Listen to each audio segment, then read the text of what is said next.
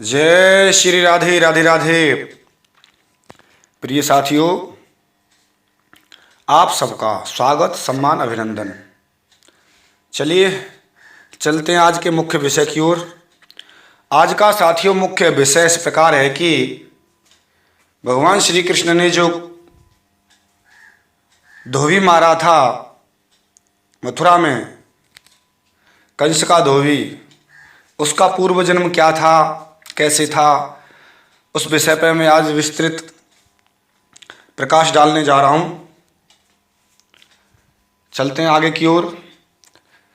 भगवान श्री कृष्ण जब मथुरा में जाते हैं तो उस धोबी से पूछते हैं, आप हमें वस्त्र दीजिए। लेकिन वो धोबी गुस्से में उल्टा सीधा कहने लगता है। भगवान को गुस्सा आता है, ग्वाल वालों को गुस्सा आता है और भगवान के द्वारा उसका प्रणाम तो हो जाता है।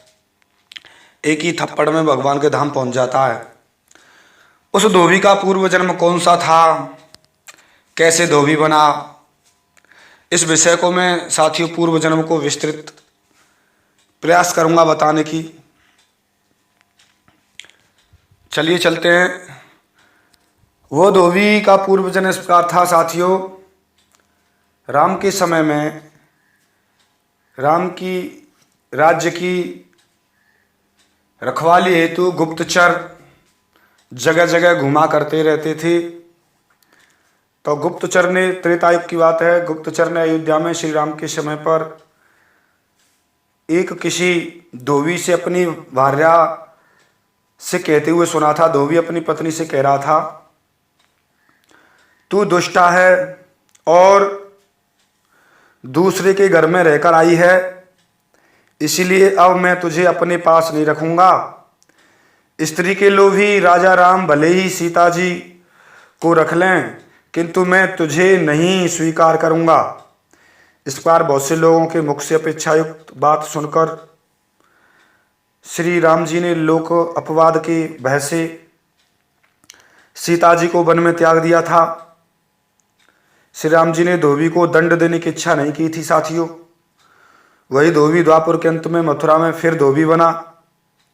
धोबी हुआ था वही धोबी, त्रेता में भी धोबी था वही धोबी, फिर द्वापर में भी धोबी बना। और सीता के प्रति जो उसने कुवाक्य कहे थे, उस दोष की शांति के लिए भगवान श्री कृष्ण जी ने उसका वध किया था, प्राणांत कर दिया था और धोबी को मोक्ष प्रदान किया था। साथियों, उस धोबी को भगवान श्री कृष्ण ने मारा था। वो धोबी राम के समय का धोबी भगवान कृष्ण के समय में धोबी बना था। लेकिन यहाँ पर ही उस धोबी का पूर्व जन्म समाप्त नहीं हो जाता है। इसके पीछे भी और एक गहरा रहस्य है जो मैं आपके समक्ष प्रस्तुत करने जा रहा हूँ। एक समय की बात है, बचपन में सीता जी खेल रही थीं, बगीचे में, बाग में खेल रही थी। वहाँ उन्होंने एक तोता तोती का जोड़ा देखा। बड़ा सुंदर था, बड़ा अच्छा था और आपस में वो बैठकर कथा कह रहे थे एक दूसरे से, तोता तोती से, तोती तोता से।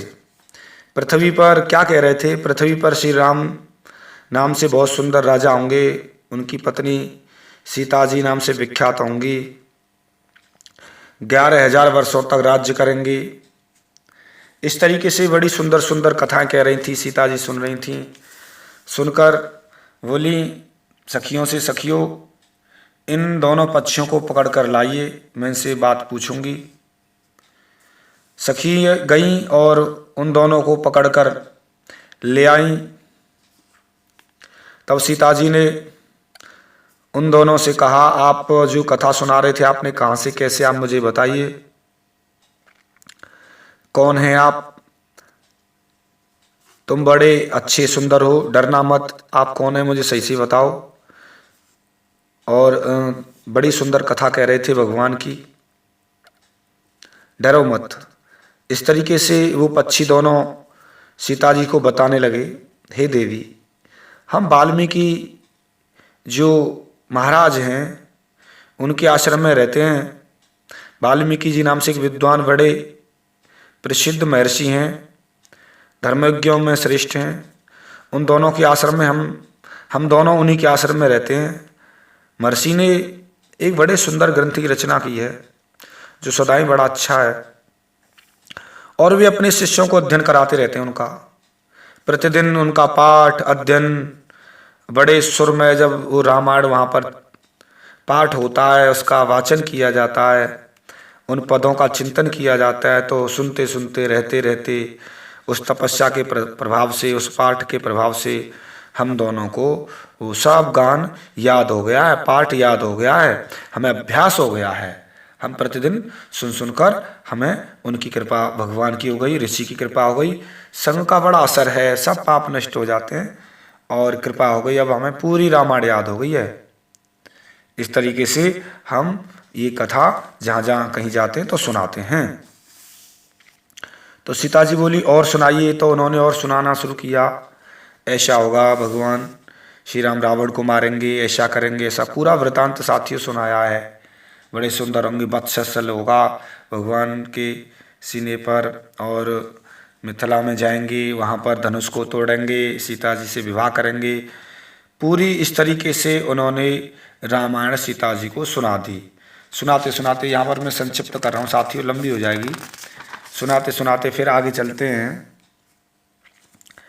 अंत में फिर सीता जी कहती हैं, पक्षी तुम्हारी बात सुनकर मुझे बहुत अच्छा लगा। मैं वही जिन्होंने आपने जिनकी कथा सुनाई है, मैं वही सीता जी हूँ, मैं जनक पुत्री हूँ, और आपने बड़ी सुंदर कथा सुनाई है, मुझे बड़ा अच्छा लगा है।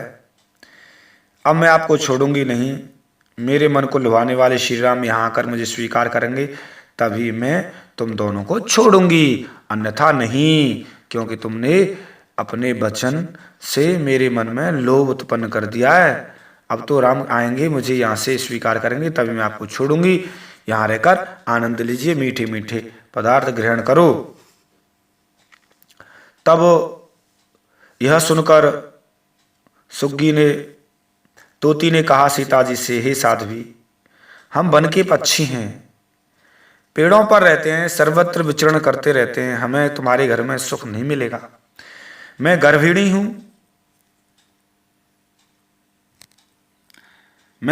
हूं, अपने स्थान पर जाकर मैं बच्चे पैदा करूंगी, उसके बाद फिर तुम्हारे यहां आ जाऊंगी। उसके ऐसा कहने पर सीता जी ने उसे नहीं छोड़ा। उसके पति ने, तोता ने भी बड़े हाथ जोड़कर विनीत निवेदन किया था सीता जी से, सीता जी तुम मेरी सुंदरी भार्या को छोड़ दो, इसे क्यों रख रही हो?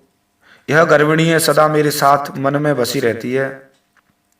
जब यह बच्चों को जन्म देगी, तब इसे लेकर मैं तुम्हारे पास आ जाऊंगा। तोते के ऐसा कहने पर जानकी ने कहा, तुम आराम से जा सकते हो, मगर तुम्हारी भार्या मेरा प्रिय करने वाली, मैं इसे नहीं छोड़ूंगी, अपने पास रखूंगी। यह कहकर पक्षी बड़ी दुखी हो गया और उसने करुणायुक्त वाणी से कहा, योगी लोग बात सही कहते हैं कि असत्य बात यह है कि किसी से कुछ न कहें और मौन होकर ही रहें, नहीं तो उन्मत्त प्राणी अपने वचन रूपी दोष के कारण बंधन में पड़ता है। यदि हम इस पर्वत पर बैठकर वार्तालाप न करते तो यह बंधन हमारे लिए कैसे प्राप्त होगा, इसीलिए मौन ही रहना चाहिए। खूब प्रयास किया पक्षी से कहने के लिए, इतना कहकर पक्षी पुनः बोला, हे सुंदरी, मैं अपनी भार्या के बिना जीवित नहीं रह सकता। सीता जी, आप मुझे छोड़ दीजिए, इन दोनों को, हम दोनों छोड़ दीजिए। इसलिए सीता जी ने उन्हें नहीं छोड़ा। तब अपनी अच्छी बात उनको नहीं लगी, इस प्रकार समझाने पर भी नहीं छोड़ा, तो सीता जी ने उनकी पत्नी को नहीं छोड़ा। तब उसकी भार्या ने क्रोध और दुखी होकर तोती ने सीता जी को श्राप दे दिया, अरे तू जिस प्रकार मुझे इस समय अपने पति से विलग कर रही हो, वैसे तुम भी अपनी गर्भिणी अवस्था में श्री राम से अलग होना पड़ेगा, वियुक्त होना पड़ेगा, वियोग होगा। यह कहकर पति के वियोग से शोक होकर उसने वहीं प्राणांत हो गया और वह वहीं अपना शरीर छोड़ दिया तोती ने, और रामचंद्र का स्मरण करते हुए पुनः राम नाम का उच्चारण करते हुए प्राण त्याग दिया। इसलिए उसे विमान आया और विमान भगवान के धाम को ले गया। दिव्य विमान आया था, भगवान का नाम लेकर सीता जी समक्ष शरीर छोड़ा था। मुक्ति तो निश्चित थी। भार्या की मृत्यु हो जाने पर शोक से आतुर होकर तोता बोला, मैं मनुष्य भरी हुई श्री राम की अयोध्या नगरी में जन्म लूंगा। उसने भी श्राप दिया सीता जी को। तथा मेरे ही वाक्य से उद्वेग से पढ़कर इसे पति के वियोग से भारी दुख उठाना पड़ेगा सीता को, और मेरे कारण ही तुम्हारा वियोग होगा। यह कहकर वह तोता चला गया। क्रोध और सीता जी को अपमान करने के कारण वह अयोध्या में धोबी के रूप में जन्म लिया उसने, और वह तोता धोबी बना। जो लोग लोगों की बुराई करते हैं, क्रोधपूर्वक प्राणों का परित्याग करते हैं, वह मरने के बाद नीच योनि में जन्म लेते हैं। यही बात है कि तोते भी उस धोबी के कथन से सीता जी निंदित हुई और पति से वियुक्त होना पड़ा, और धोबी के रूप में उत्पन्न हुए उस तोते का शाप ही सीता जी को पति से वियोग कराने का कारण हुआ। साथियों, धोबी कौन था, पिछले जन्म में कैसे था, मैंने आपको बता दिया। भगवान श्री कृष्ण ने मारा था, वो पिछले जन्म में राम के समय में धोबी था। और वो धोबी कौन बना, वो तोता था जो सीता जी ने को श्राप दिया था, जो सीता जी ने पकड़ा था।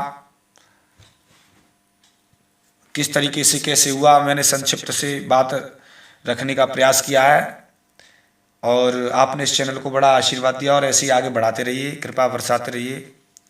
साथियों, धोबी का पूर्व जन्म प्रमाणित है, सच्चाई है, ईमानदारी है। इसी आशा के साथ में आपसे मैं विदा लेता हूँ। जय जय श्री राधे राधे राधे, जय श्री राधे राधे राधे।